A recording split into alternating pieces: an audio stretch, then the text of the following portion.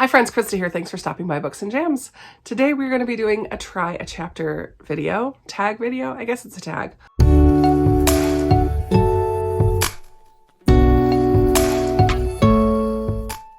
So I have 8 books here off of my Christmas book exchange card. And for different reasons, I think maybe these are just not the book for me. So let me tell you what the books are, why I think I won't like them. And then I'm going to read the first chapter, see if I was right, see if I'm going to unhaul them. Because I have a lot of books here. And every once in a while, I like to do a reevaluation, if you will, of books that I really want to read. And I have a ton on my Christmas book exchange cart of books that I really do want to read. For those of you who don't know, every winter in December, for the past 4 years, I believe, I have done a Christmas book exchange with Sarah from Sarah's Nightstand, Lindsay from Lindsay's Little Library, and the last couple years also with Amanda from The Curly Reader. These are also known as my BookTube besties. I love these girls so much. And over the last couple of years, we have gotten better at knowing each other's taste. So a couple of these books here were sent to me that first year when they didn't really know me that well, and I don't think I'm going to like these books. Sarah, in fact, has told me over and over just to get rid of The Fact of a Body, because this is not a Krista book whatsoever. This is by Alexandra Barzano-Lesnevich. I do believe it is a crime, like a crime fiction, true crime. That's what I'm looking for, true crime. I do think this is a true crime / memoir / mystery, murder. I'm pretty positive this is going to get unhauled, but we'll see. I also was sent by Sarah the Winter in Paradise by Ellen Hildebrand. I have read some Ellen books before. I actually really enjoy her Winter Street quartet. I believe it's a quartet. The winter books that she has, Christmassy books. And her books are always set on Nantucket or in New England, which I lived in Massachusetts, so I kind of like that aspect of it. But often her storylines have adultery in them, and that is a big no-no for me. So I'm going to see if this one does. I've not even read the synopsis of this, but I've kind of avoided Ellen Hildebrand because of that. So we'll look at that one and see. And then this is not from the first year. I think this is from this past year. The Summer Before the War is a historical fiction. It's by Helen Simonson. I like historical fiction. This is a chunker, and I have heard some not so great reviews of it. I just want to know if the story is going to draw me in right away. If it does, I'm totally fine keeping this on my shelf until I want to read it. If it doesn't draw me in right away, I have a feeling I'm just going to let this one go. We'll see. I think it's a World War I historical fiction, not World War II, which is kind of nice. And then I've never read anything by Jocelyn Jackson, but I'm not sure about this one. A Grown Up Kind of Pretty. The blurb on the front says a heart-thumping mystery, an edge-of-your-seat drama, and a fiercely sweet comedy all at once. Like, that's appealing to me. So of the 8 that I have a feeling this might stay on my shelves. I just haven't read this author before, and I'm unsure. So we'll see. The next 2 I have are mainly because the cover isn't very appealing to me. So we have The Sea Captain's Wife by Beth Powning. This is also a historical fiction set in the 1860s on the Bay of Fundy in Canada. So I don't know. I'm not always a big fan of books that take place on the sea. We'll see how the beginning of that goes. And then the Chili Queen by Sandra Dallas was on a TBR at one point. And a lot of you in the comments were like, that's so good. I love Sandra Dallas. I'm very curious. I'm not drawn in at all by this cover. So we'll see. We'll see. It could be cute. The last 2 that I have are because I make a spreadsheet of all my Christmas book exchange books. And these are 2 of the lowest. The actual lowest that I haven't yet read is called Little Bookshop on the Seine, but it's about a bookshop. So even though it's the lowest rated, I'm not interested in getting rid of that one. These 2 have a 3.62 and a 3.63. I have read both of these authors before. This one, Bucking the Sarge, is by Christopher Paul Curtis, who wrote Bud Not Buddy, which is a Newbery winner. This year I read, what did I read by him this year? I read something else. I can't remember. I have read something else by him too, but I can't remember what it is at the moment. And then William Paul Young is the author of The Shack, which I did enjoy, and this one is Eve. I don't think it's a biblical fiction, It's just about a woman named Eve. A shipping container washes the shore on an island between our world and the next.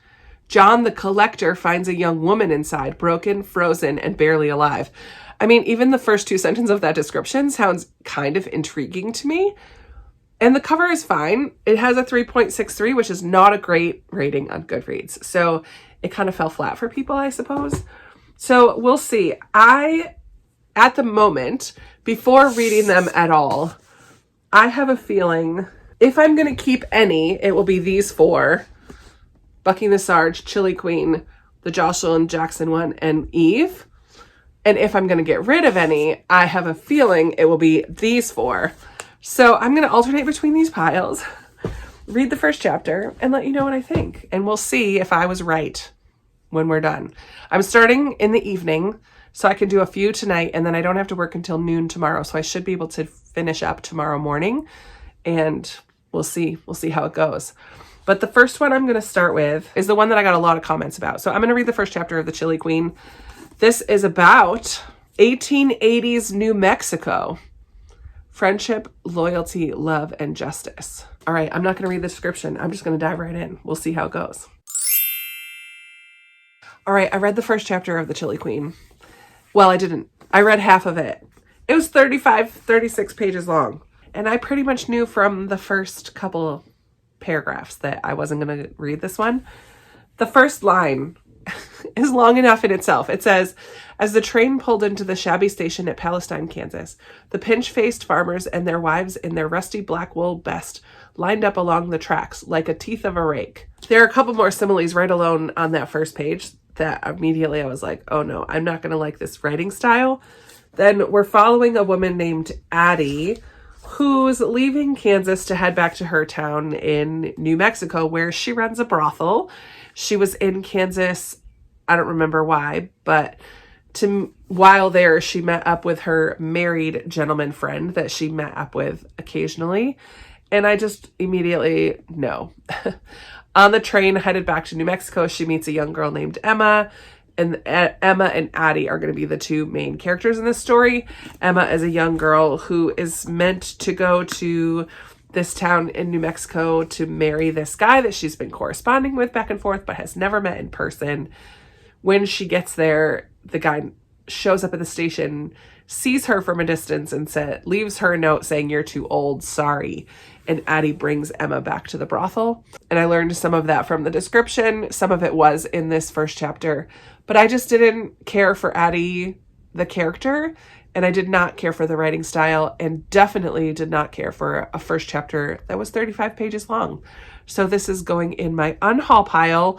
Already I'm wrong, because I was kind of hopeful that I would like this one, but this is going in the unhaul pile. Hopefully some of the other ones don't have such long chapters, because good golly, that was really long. All right, I'm going to do The Sea Captain's Wife next by Beth Pounding. Let's see what the first sentence is and how long is the first chapter. So we do have a prologue that's just a 1.5 pages. And then the first chapter, oh man, the first chapter is 24 pages. Let's see if I can get through all of them. The first sentence of the prologue is Whelan's Cove is a place of departures. The first sentence of the chapter is, it was the 5th year of her marriage when her child Carrie was 4 years old. Doesn't tell me very much. There is a map at the beginning. That's fun. And then there is, a table of contents, part 1, part 2, all the way up to part 6. And a lot of it's going to take place on the sea. We'll see. We'll see. But my impression is that this is probably going to be an unhaul. Another one for the unhaul pile. This was 24 pages. I read the first 12 and then skimmed through the rest. I was bored. The prologue has nothing to do with the story other than to set up this character, Azuba. When she's young, she sees a sea captain's wife going out in the lifeboat with her children to join her husband on his boat. And now she's older. She's been married 5 years, has a 4-year-old daughter. And right in the first chapter, she loses a child. She has a miscarriage. Her husband had been home for a year furlough and is now back at sea again. And she is determined next time he comes home, she's going with him. She's not doing this anymore. The other women whose husbands are captains of their own boats are talking about their gardens and the rare flowers they're growing, and her dad had built her a house to kind of keep her home. She just doesn't want any part of any of that. She's bored to tears, wants to travel, see the world, wants to know what life on a boat is actually like. But then I read the back, and Azuba and her young daughter are segregated from the gruff crew, bored by the monotony of their days and terrified by the unpredictable violence of the sea. So I'm like, am I going to read pages and pages of her being bored on the ship or storms and what they have to do to keep the ship afloat and all that? I just don't care. I don't care enough about the character of Azuba or the story that's presented here, because it's all about her tenacious spirit and boundless fortitude. No thanks. I think that sounds boring. Unhaul. Let me do another one that I think I might like. Let me do this middle grade, Bucking the Sarge by Christopher Paul Curtis. So again, I don't know anything about this. Hopefully the first chapter will be shorter. Those two, my goodness, those two first chapters were long. Oh no, this is long too. Oh, 12 pages, 12 middle grade pages. So this should be a little quicker. The first chapter is titled My Life Listing. And the first line is, Luther T. Farrell, you've got to be more careful. All right, let's see. I'll let you know what it's about in a moment. All right, I'm 3 for 3. I'm going to unhaul this one as well. It's YA, not middle grade. We follow Luther and Sparky. They're leaving school. Luther lost his wallet while talking to the science teacher, and Sparky's handing him back all the different things from his wallet. It just was kind of silly, but we learn that Luther wants to be the best American philosopher. He wants to win the science fair so that he can get out of Flint, Michigan. That's where it takes place.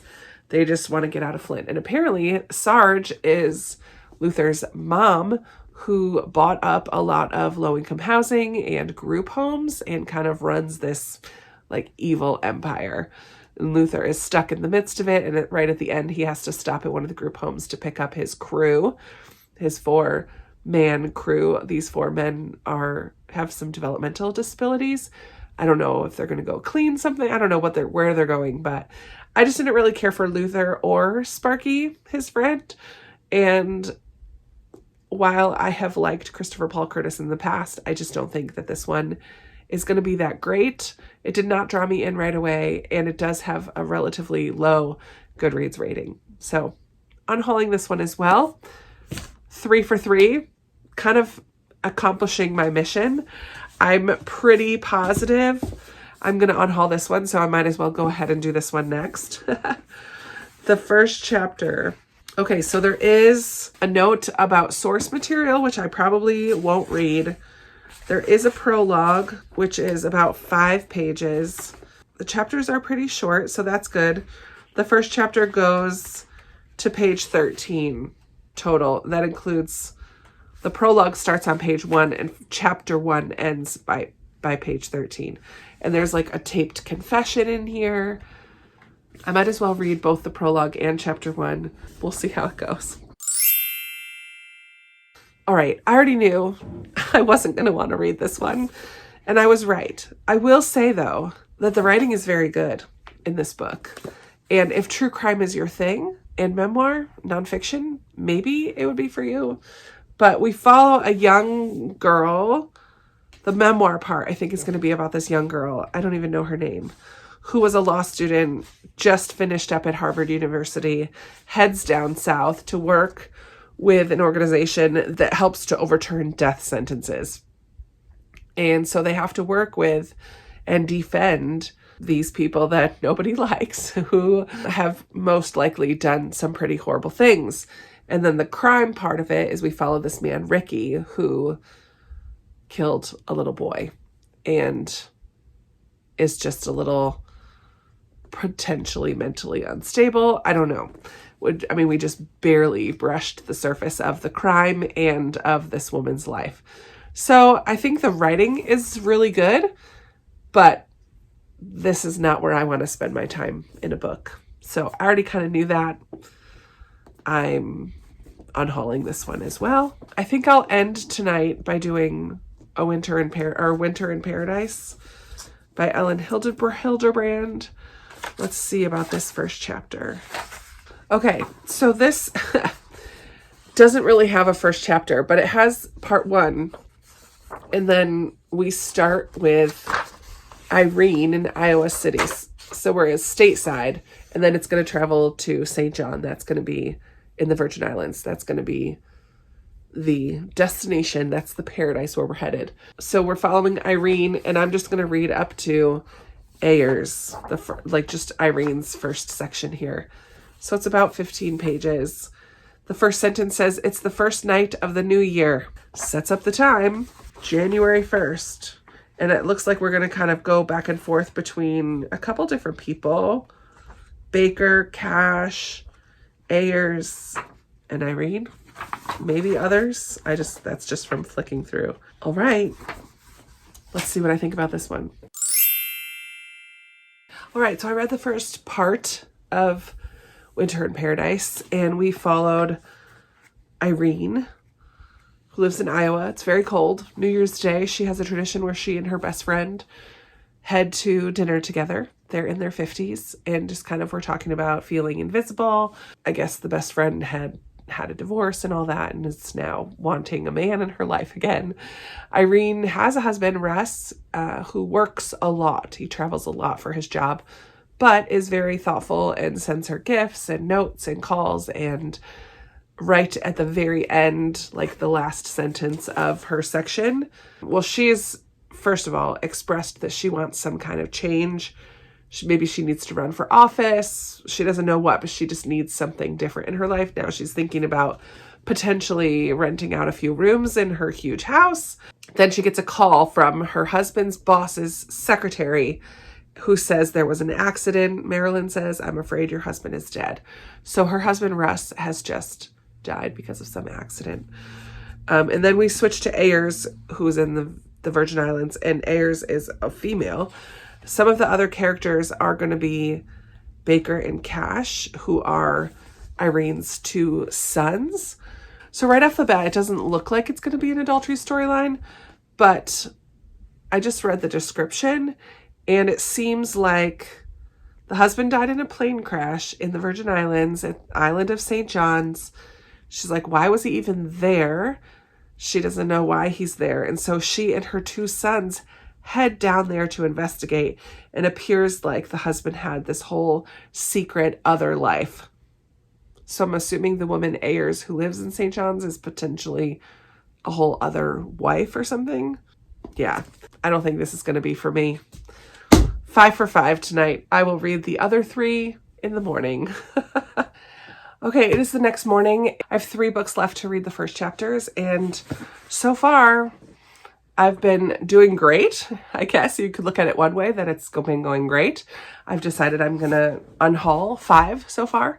So let's go ahead and do the largest, the chunkiest book on this stack, The Summer Before the War by Helen Simonson. So this is a World War I historical fiction.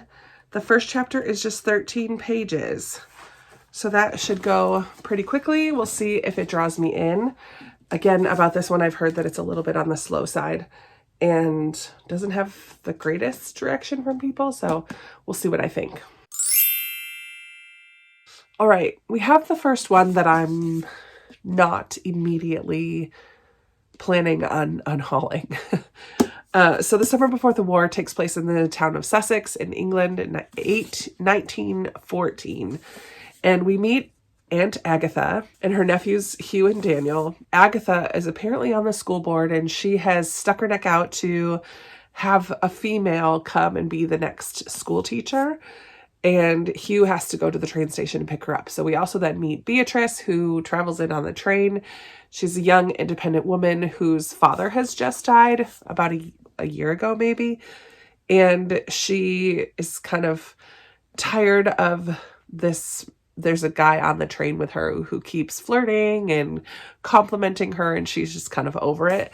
She gets there and immediately runs into Hugh and almost faints because she's just tired. And but Hugh is a perfect gentleman and brings her to her aunt's house, and that's all that we really get in the first chapter.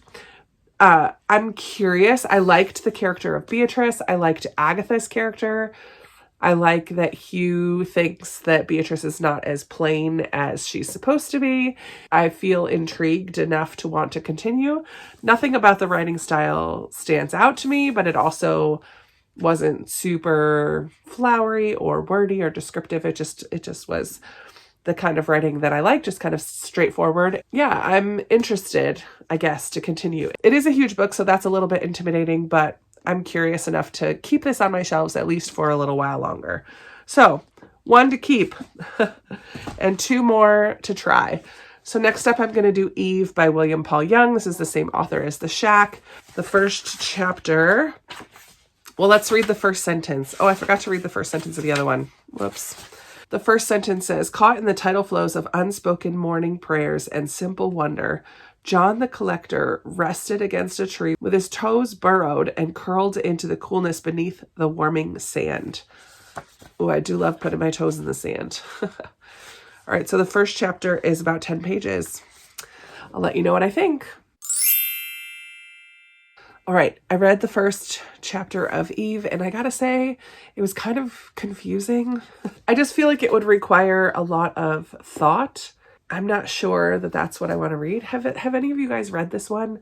So I was just reading on the back, and it says, as The Shack awakened readers to a personal, non-religious understanding of God, Eve will free us from faulty interpretations that have corrupted human relationships since the Garden of Eden. So I feel like it's a book with a purpose, and yet I'm a little bit confused. So we meet John the Collector at the beginning. He has a conversation with Mother Eve, who I don't really understand her role. She's not God in the book, but she does say that there will be 3 women who are important. Are we not each your daughter or your son? Yes, but we have long known there would be 3 who would stand and represent us all. The one to whom was given the promise of the seed, the one whose seed would crush the serpent's head, and the one to whom the seed would be forever united, the mother, the daughter, the bride.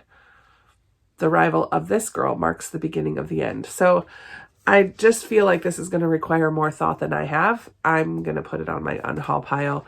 But I did find in this book a little note that I wrote on August 29th. I don't know what year. Probably when I got this. It's in my handwriting. It says, if you don't like this, DNF it. It's okay. Also, call a friend today and say why you're thankful for them. And P.S., you're awesome. That's kind of funny. That's pretty cool. I wrote that to myself and put it in here. I don't remember if that was for a project or something. But yeah, I'm adding this to the unhaul pile. And I have one left. The Jocelyn Jackson one. A grown-up kind of pretty. Let's see if this is as gripping as this blurb tells me it's going to be. Okay, so the first chapter is only 8 pages. The first sentence, the prologue is 8 pages. The first chapter goes to page 26 total. So we'll see. So the first sentence of the prologue says, my daughter Liza put her heart in a silver box and buried it under the willow tree in our backyard. Okay. And then chapter 1 is titled Mosey. And it says, I never would have known about the other Mosey Slocum if Tyler Baines hadn't brought his mullet head and a chainsaw over to murder my mom's willow tree. Okay, so we're going to talk about that willow tree, I guess. Maybe they're going to find the box when they take down the tree.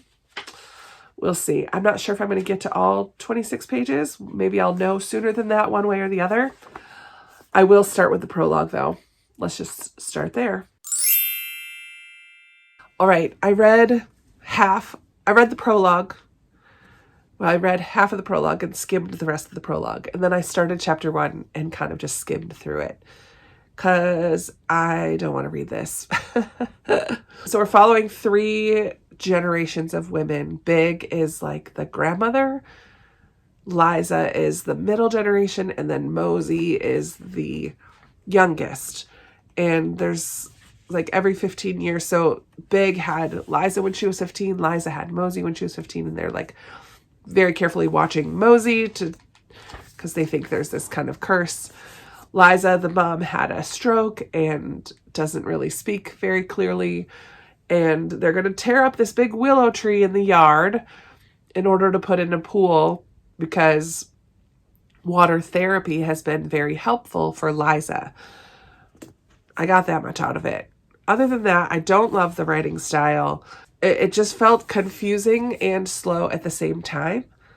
I don't know. I just didn't feel drawn in to want to read this. It does say that there's going to be some mysteries. I guess when they dig up the tree, there's going to be something buried there that Liza has been keeping secret. This middle generation woman who has had a stroke and can't really talk and explain herself, haunted by the choices she made as a teenager.